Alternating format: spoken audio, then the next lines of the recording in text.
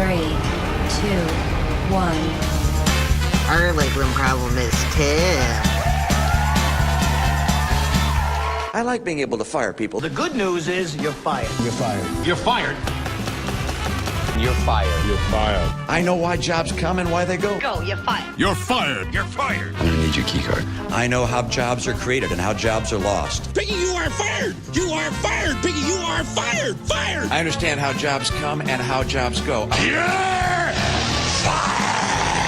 I like being able to fire people. And that promo greeting can only mean one thing, everybody. The I have no idea what I'm doing hour is back. Live on the first and second floor breakers and livestream.com/Lake Effect. Have a couple of special guests in the studio today. We brought Geauga Park District back. It's good to see you guys. Chris, Linda. Thank you. Hi, thanks. I'm gonna have you two move your mics just a little bit closer, or you move a little closer to your mic. That way. Try that. There we go. There we go. Because I had the volume maxed out on your mic, and so I moved it back now. So, thank you for coming in today, first of all. And one of the first things I wanted to ask was how you two got started with Geauga Park District in the first place. Yeah, well, that's an interesting story. There was a little bird that showed up in my backyard in 2002. Mm-hmm. And it turned out it hadn't been seen in Ohio before, and probably about 300 people came to my house to see this bird over the time. So that included some Geauga Park people, and so that's how I got a connection with the park. I started volunteering. I was a volunteer naturalist for a while, and then was able to obtain a seasonal position, and then it became part-time. And then finally full-time. So I've been there for about 11 years now. Very I love good. it. Yep. It's a great. So I job. got to ask, what was the bird? The bird was, it's called the brown-headed nuthatch. Okay. It's a resident of southern United States. Its northernmost range is supposed to be Virginia. But that particular year, I don't know if it was due to the weather. We did have like some hurricane events that year. These birds can get blown off course, and it landed in my backyard. It really was amazing. Wow. So, yeah. What about you, Chris? So that was about 5 years ago. This was when I was a student at Cleveland State, and then I read, oh, hey, somebody's starting this astronomy park out in the next county east. And I was like, that sounds amazing! And that was just kind of the job interview that was awesome. And go ahead. Oh, I'm sorry, I thought Linda wanted to say something. Okay. No, I'm just agreeing. We're happy to have Chris as our astronaut. That's tons and tons of fun. Astronat. So Very do they nice. spell that G-N-A-T at the end? Ooh, we really No, ought to. yeah, really, no. It's Throwing more silent G's. Give it some class. So you've been involved with Observatory Park for a while. Yes. First of all, I will say that it's an amazing park, but the last time I was there, the observatory wasn't open. So, actually, that's one of the questions I want to ask you, since I have you here today, Chris. When does the observatory actually open, usually? Oh, nice. So yeah, the kind of grounds are always open for self-serve. Well, sure. Yeah, you can swing by, and if it's the park where you're not chased out at dusk. So if you want to stay late and the weather's clear, go for it. And handy stuff like the restrooms are always open. But so when is Chris there to operate the telescopes? Now that's we do it at least 5 nights every month. So we're always there the night of the full moon, and nature sets that schedule. That one's not up to me. Okay. Let me just triple check here. I should have had this memorized. That's all right. Next one, April 11th is our next. Our next full one? moon. Okay. Do you do Fridays and Saturdays at all? We do. In Okay. fact, so coming up in April, it's going to be Friday and Saturday, the 14th and 15th, and the 28th and 29th. Okay. And so those are our nights. So fingers crossed that there's no clouds Yes, those nights. yes. Now, what park are you working at nowadays, Linda? Are you based out of, let me see, how many Geauga parks can I name? There's, oh, crud.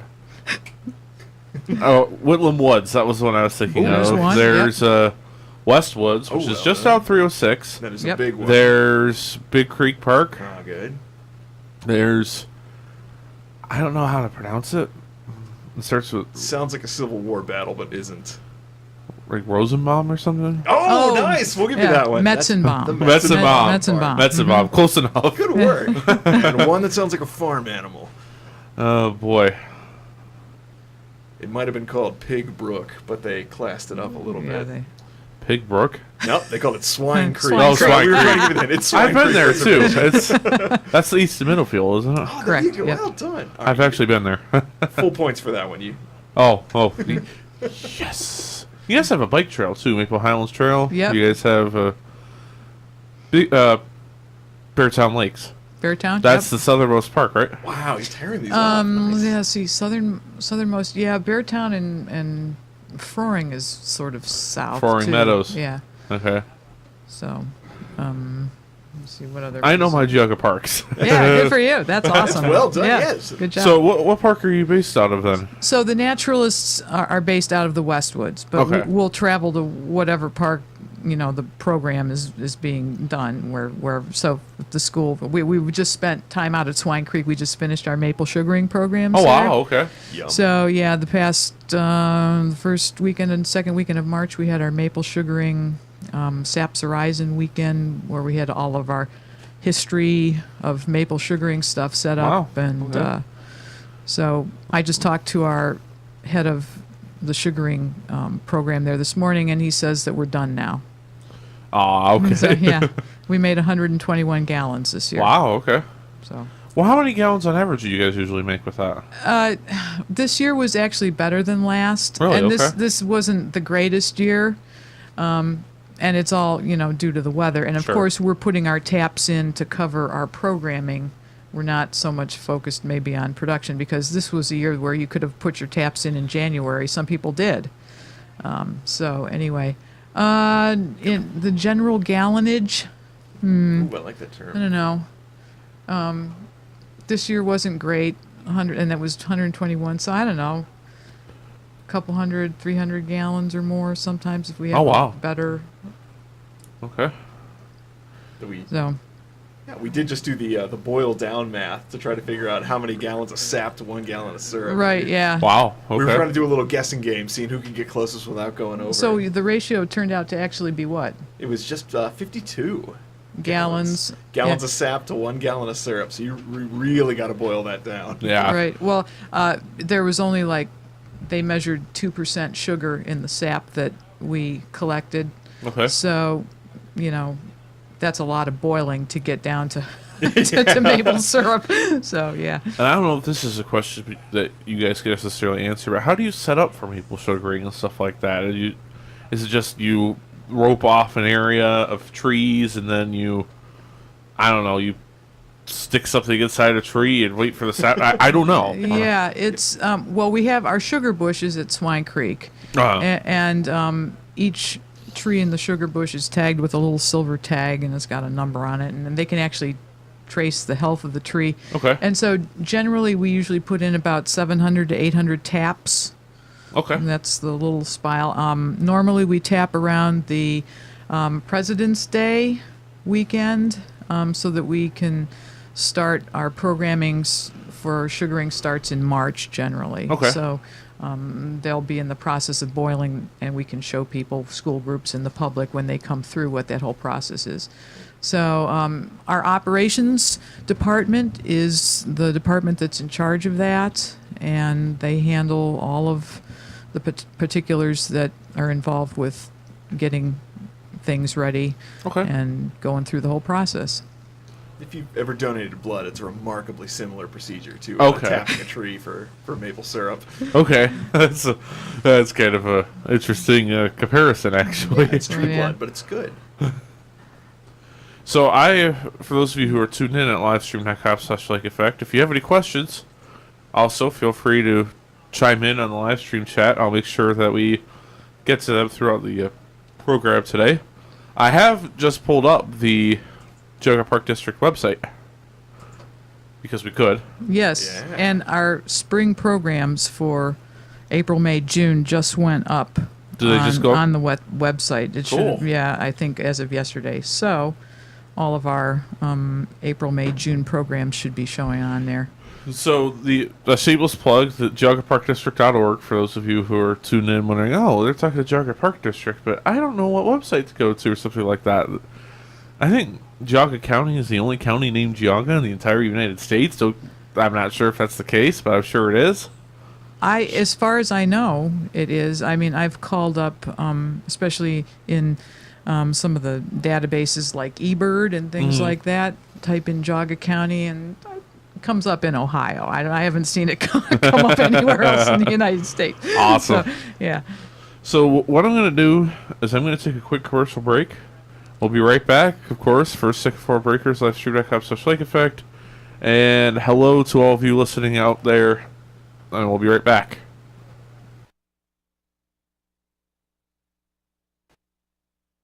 Hey, this is Dave. This is Colin. And Cody. From Sea Level. You're listening to Lake Effect Radio. Walk-in and writing center help. Free and no appointment needed. Interlibrary C3051. Monday, 9 a.m. to 6 p.m. Tuesday, 9 a.m. to 3 p.m. Wednesday, 9 a.m. to 6 p.m. And Thursday, 9 a.m. to 5 p.m. Need assistance to guide and enhance your writing, reading, and revision skills? A Writing Center tutor is available to help you. Call 440-525-7425 for more information.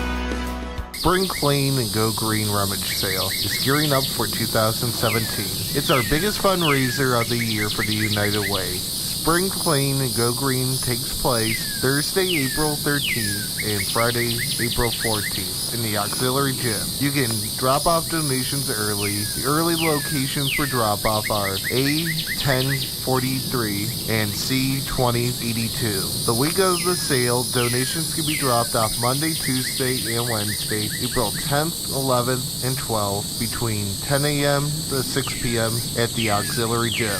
Be sure to watch us live on www.livestream.com/LakeEffect. I enrolled at Lakeland because I wanted to get ahead. And today, you need college. And Lakeland is close by and tuition is low. It's convenient with classes day, night, weekends, and online. You can't beat it. And here's the best part. You'll save thousands of dollars and not rack up a lot of debt. My Lakeland credit's transferred, and now I'm working on my bachelor's. So take it from me. I'm from Lake County. Opportunity starts here at Lakeland.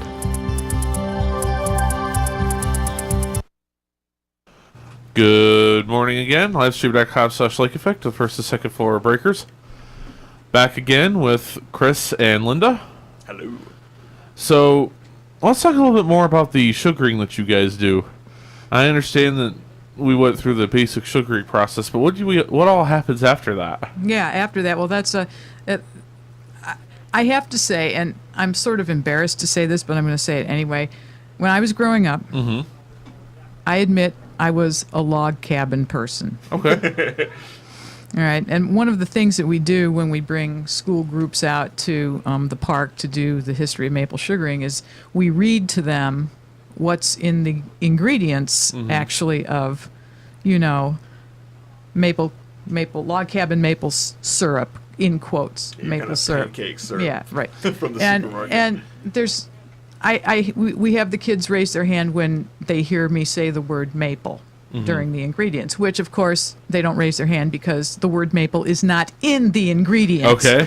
So, but after that, after I saw all of the hard work that goes into producing real maple syrup, it's like now all I want is the real stuff. You know, I mean, this is a process where you have to be eyeballing everything all the time. I mean, there's so many things to pay attention to and keep track of, and so it's a remarkable process. And so I think people should understand why it costs $50 a gallon or $60 a gallon or whatever the current price is, because it's very labor intensive.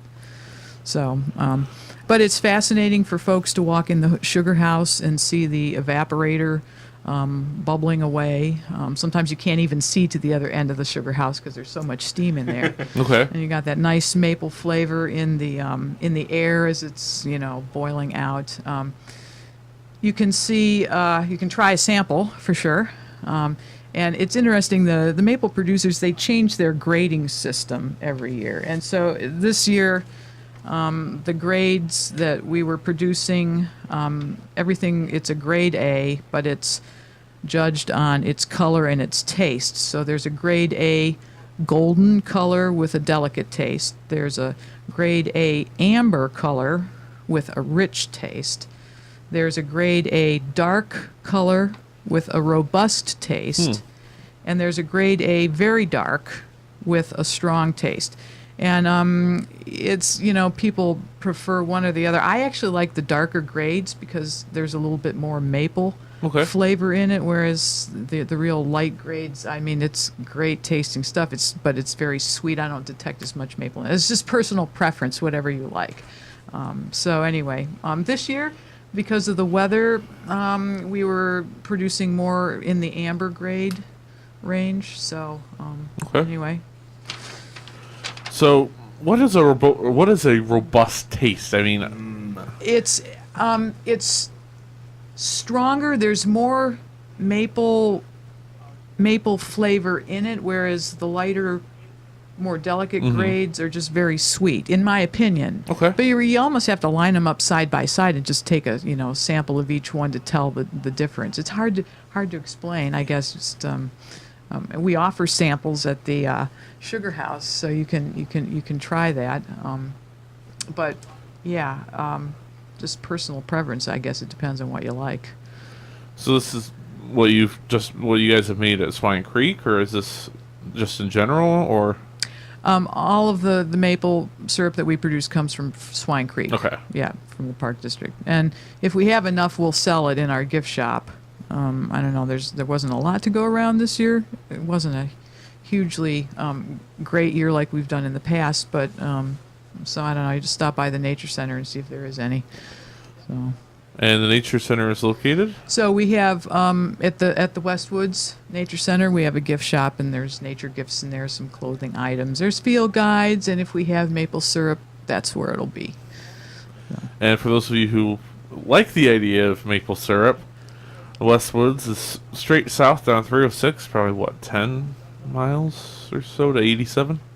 So it's probably only a couple miles from the intersection of 306 and 87. Mm-hmm. Just east of there. Just east of it, yeah. So. Syrup. I know what we're having for lunch. I'm getting hungry. Yeah, I know. Have to have our maple syrup. I'm getting hungry too. So, Chris, there was something you wanted to talk about as well. We're going to segue right into that. Oh, nice. Right. So, for those of you who don't pay attention to me or anything like that, I'm a very big geocacher. Nice. And Chris, you're involved with the geocaching and stuff for GPD. So Yeah. we can talk about that a little bit if you'd like. Yeah, we got a new crop for 2017. So we gave it a theme this year. All right, you ready for this? All right. I think it's new paths. Oh, nicely done. Yeah, we're trying to blaze new trails. Yes. So even if you've been to this park, they're all on new trails, newly constructed trails in existing parks. So guaranteed that you'll be in a new spot. And so we kind of rolled out our first two, and they're both at the west end of Geauga County. We've got one actually within the Westwoods Park, and it's in a seldom visited corner of the park that we always call the Affelder House. It's named after the family that used to own that property. Okay. So they'd set up like this vacation cabin in the woods, which is an amazing building, but the best thing about it is it's right next to a waterfall. Really? Yeah. Okay. And so right now when the snow's melting and it's raining, it's actually a waterfall, and it's actually good to look at. If you go back in, July when it's hot and dry, it'll just be a dry pile of rocks. But right now it's actually a waterfall. Okay. So spring's the time to check out the Affelder Park. So yeah, if you're tuned in livestream.com/Lake Effect right now, you will see the geocaching map with the current Geauga Park District caches that are out. And I saw you guys archive a few of them. I was disappointed, but because I'd already gotten them though, so it's not a huge deal. But it was disappointing because I like those parks. We're trying to keep it fresh, keep a few new ones out. Hey, that's fine. That's no problem. We got there's one here that's Orchard Hills. Yeah, so that's the other one. I got that one already. Oh, nice done! So that's at Orchard Hills Park up in Chester Township, and so that's kind of the northwest corner of the county. Mm-hmm. And it's right next to all the apple orchards, which is why it's called Orchard Hills. And so we put this one on a new path. You can find it if you start off in the pond shelter. Okay. So that takes you off into a little new path towards the south end of the park. So a new place to check out in there. Well, I remember when I did that one, I ended up bushwhacking a little bit because I didn't see any actual path.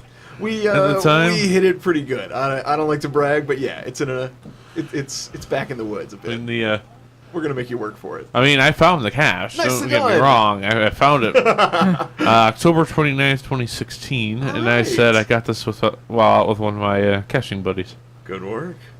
Ooh, October 29th. The leaves must have been nice. It was. They were gorgeous that day. Good times. And there was a small little clock thing that was inside it that I ended up taking with a GPD logo on it. That's right. We always try to hide some good trinkets in there. So Yeah, that was kind of nifty. So I got that. I was this was the one that when it was published, it had the state of Oklahoma listed as the state it was located in. That's an easy typing mistake. Yeah. I'm glad we got that. Somebody put Oklahoma, and then it got corrected to Ohio, so we have an Oklahoma reviewer that published the cache. Everybody looked at it like, what? Okay, OH. It was one of those O states. Oh yeah, it looks like everybody who's looked for it has found it so far. 24 finds, no DNFs. That's a good thing. How about the Felder House, which is again down 306. There's another cache there's an Earth cache at the West Woods too. Those are very educational, but hey, you guys should treasures. You guys should do another Earth cache if you ask me. That'd be fun. Yeah. I'm trying to think of a good one. Ooh, the Rookery might be a good spot for. I forgot about the Rookery. Oh, it's got some good rock ledges there. I don't think I've been to the Rookery yet. I'm gonna think this out. That's a pretty nice one. Yeah. What else is great in spring at the Rookery? Yeah, there's lots of stuff great in spring at the Rookery. In fact, we'll be doing our Nature Scopes school programming. We do a binocular blitz. All of the fifth graders in Geauga County that are participating in this program. So for their final activity, they come out to the Rookery, and we do 3 stations of exploration with them where they can use their binoculars in some way. And so there's all kinds of, especially bird life in the wetlands there along the way, amphibians, reptiles, insects, if the weather is good and the day is warm. So it's a very biologically diverse park. Okay. I may have to go out there and visit that sometime. Yeah, it's nice. Good. Yep. The Chagrin River runs through it. There's a nice, and the interurban pathway that used to run from downtown Cleveland out to these eastern counties. There's a split actually in the Rookery. One branch of it goes to Chardon, and the other branch went to Burton. Okay. And so 2 of the trails there you're walking actually on that interurban line. Okay. So, yeah. So I think at this point we're going to take another little break here. Livestream.com/Lake Effect for 6 breakers. If you have any questions, feel free to chime in at livestream.com/Lake Effect, of course, in our chat window, and we'll be back in about 4 to 5 minutes.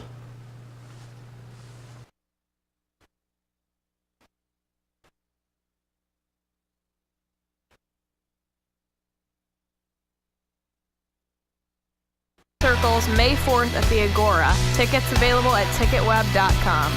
Call or text into 440-940-6615 to request songs. Is your teen either a junior or senior in high school and you are looking for an alternative to a traditional high school education? Lakeland Community College's post-secondary enrollment option program is a great way to fast-track your teen's high school diploma while they earn either a college credit or a college degree.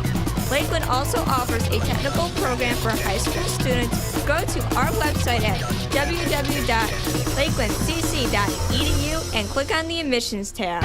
Are you a pop punk music fan? Well, you're in luck. On April 29th, the Spring Fling Festival returns to the Agora, featuring performances by Mayday Parade, Knuckle Puck, Real Friends, Sorority Noise, Tiny Moving Parts, and many more. Tickets are available at springflingtickets.com. Interviewing workshop. Don't fall on your face. Learn what to say and how to say it. So they say you're hired. Tuesday, April 4th from 5 to 7 p.m. Seating is limited. Registration is required. Register at careers.lakelandcc.edu. Hi, this is Danny from Vibe and Direct, and you're listening to Lake Effect Radio. So you started classes, and now you're wondering how to manage it all. Did you know that Lakeland has a lot of services to help you? Lakeland's Student Success Center offers a lot of free workshops to help you become a stronger college student. You can learn how to organize your work and schedule, or strengthen your memory, and how to master study skills, how to inquire about math anxiety, tips for test success, and more. If you need more personal help, they have success coaches with support areas such as taking notes, reading, enhancing, time management, finding your learning style, and even the basic computer skills. So don't let your semester get away from you. Stop by the Student Success Center in room 1A10943 to see what they are, can help to see what they can do to help you get through your classes with success. Good morning, Lakeland, and all who have it again. Livestream.com/Lake Effect for 4 breakers. Again, we were talking with. Hold on. There we go. We were talking with Chris and Linda from the Geauga Park District. Hi. And I understand that you guys have some events that you have coming up. I hear something about a caveman crawl. Oh yeah. Yeah, that's our and that's really one of our very popular events that we do. The Caveman Crawl is a 5K trail run. It's held at the Westwoods. Okay. And so you can sign up and dress up in your caveman attire and either walk or run the 5K trail. But I see in the description there's going to be like a 1 mile family walk that you could do as part of that too. And it's the funds for it go to the Chip Henry Institute for Outdoor Adventure, which is they sponsor our summer camps and some of our public programming for youth kids. Okay. So that's always a fun one for athletes. It's not an easy run because there's a lot of hills. You're running uphill. Yeah. So Is that on the bridle trail out there? So that's part of the bridle trail, part of the Ansel's Cave Trail. So yeah, it's a good run. Then it's a fun day for everybody involved. And yes, the caveman will certainly be on hand somewhere and maybe whacking people over the head with his club. You never know where he may appear. So, and then we still have our Home Sweet Habitat exhibit that's up at the Westwoods that talks about some of our local habitats, meadow, forest, and pond or wetland habitat. Also, at the Westwoods, we have in our Oak Room, we have our Eyes to the Skies art exhibit. Ooh, this is a good one. And yeah, Chris likes this one because it's an astronomy-themed art show. And it's a community event, so if you photograph Orion, the constellation Orion, or if you have cool sunset pictures or space pictures, or there's even an alien right now that's made out of metal that's standing in the lobby of the Westwoods. I'm hoping that it doesn't jump off of its stand one time and start walking around the nature center. So yeah, it's amazing the skill that these people have that produce this artwork. So that's only though on display through like April 24th. So if you want to see that, come soon before that one goes away. And then we have Earth Day coming up, which is April 22nd. NRM, the Natural Resource Department, is in charge of that day, and it'll be held at Headwaters Park.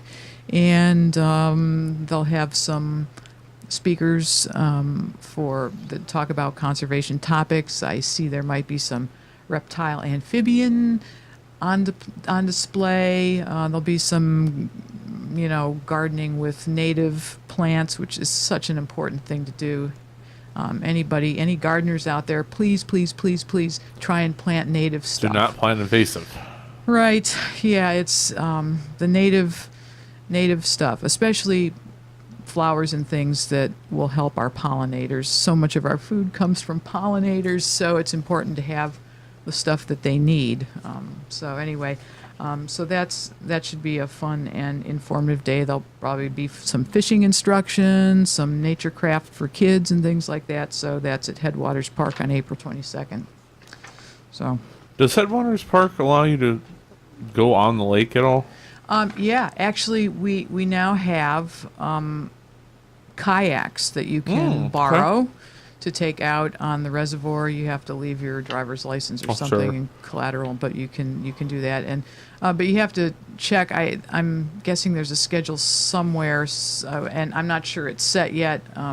But somebody is on duty, will be on duty to handle that, and that'll be coming up more towards warmer weather Once time. it's a little bit you warmer. don't want to capsize on Headwaters Park in March. Or Capsize on ice. That would not be fun. Nah. But it is that's a great spot for kayaking, especially if you want to ease into it. I remember I saw a News Herald article recently that you guys are building like a zip lining park or something. Do you guys know anything about that? That's in one of our parks that's under construction right now, and we don't know. They were talking about doing that. Okay. Whether or not that will actually happen, I don't know. But they're thinking about it, and as far as I know, that was part of the planning for that. So. Cool. So, out of all the parks you guys have at Geauga Park District, what's your favorite? Oh gosh, oh boy. Okay, let's see. Unbiased opinions first. Oh right, sorry. I love the Rookery. I love Swine Creek. I love Froring Meadows. Those are my top three, I think, and I can't really put them in an order because they all have something unique that holds my interest. So Nice. Chris, how about you? My favorite's Observatory Park, obviously. Yeah. I love working there. But then, all right, if I had to pick another one, probably I really like Big Creek in Chardon because it's like its name says, it's along that creek, but there's no bridge over the creek, which means it's essentially two parks divided by the creek. And if you ever want to get from one half of the park to the other, you've got to be willing to ford a stream or get creative off trail. Wow. Okay. Well, if you guys are going to ask me my favorite park, I'd go with Headwaters. Oh, why is that? Yeah, I just love especially in the summer when you're on the water. I mean, it's 10 degrees cooler than when you drive away and you're sweating at 90 degrees again. And yeah.